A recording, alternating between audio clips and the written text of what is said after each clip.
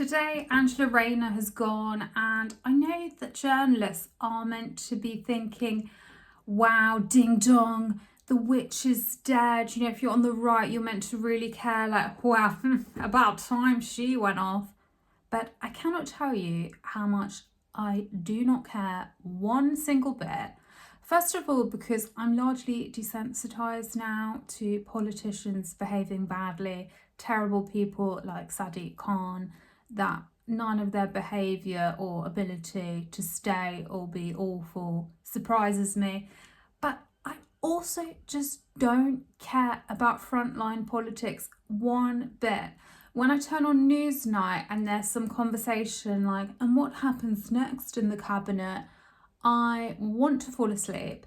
When I first started in journalism, I really felt there's something wrong with me because I'm really political. I'm very interested in a lot of issues, but I don't care about what happens in number 10. I don't care who fell out with whom. I don't care about politics as a series of chess pieces. In my opinion, this is actually quite a male way of looking at politics, sort of like, oh, and who's going to, it's like Henry VIII's court, basically, who's going to kill whom, but sort of like the polite modern way of executing someone. Anyway, I just don't care. But largely the reason I especially don't care is because the front line of politics is just theatre, and it distracts people from real politics. And this is what I try to expose through my work. Everything that's going on underground, the real politics. Number one, for me personally, it started off with doing woke waste, finding out about all this crap, this taxpayer waste underneath the surface.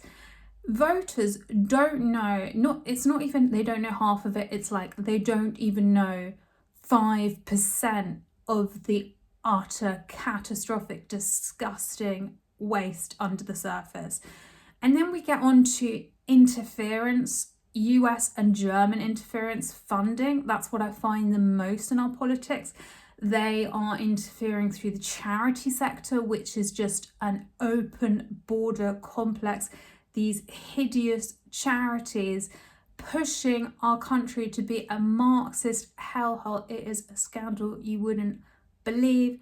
So many people meddling. Just try going through the MP register of interest and looking at all the different groups interfering in our democracy, paying MPs, lobby groups that appear to be one thing, but then you look at them and then the funders involved lead to new funders and you're going back to the same people, and it's the most tangled, awful web. Unions also. Then you look at Pelican House. This is what I look into a lot. This is where the Momentum Green Blob coordinate, and no one has any idea about that. And that's where there's German funding floating about.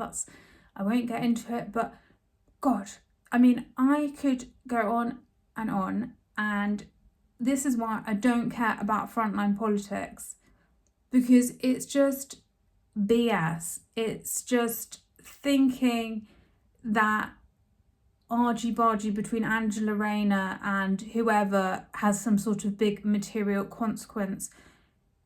It doesn't. It's the people, it's the networks, the horrible, tangled networks underneath the surface. I do believe this is part of why mainstream media is going to start to especially die out, because they keep giving us this sort of watered down political system when people are becoming much savvier. They know the UN is involved, is interfering. They know all these different blobs and organisations are interfering in our democracy. And to add, I'm a bottom-up researcher, and what I mean by that is I don't read about the UN or the WEF. I never really know. I've never read Agenda 2030. I pull on strings.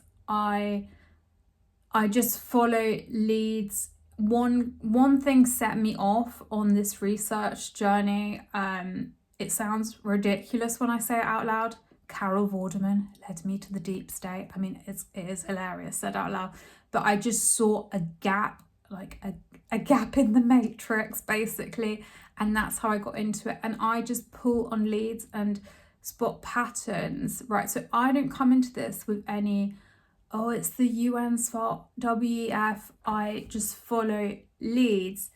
But this, you know, people are informed from a top-down perspective as well. They know about these institutions, and this whole news media just giving them, oh, they fell out with this person in number 10 is not going to cut it anymore. Social media, Twitter, Substack, YouTube are making people much more informed.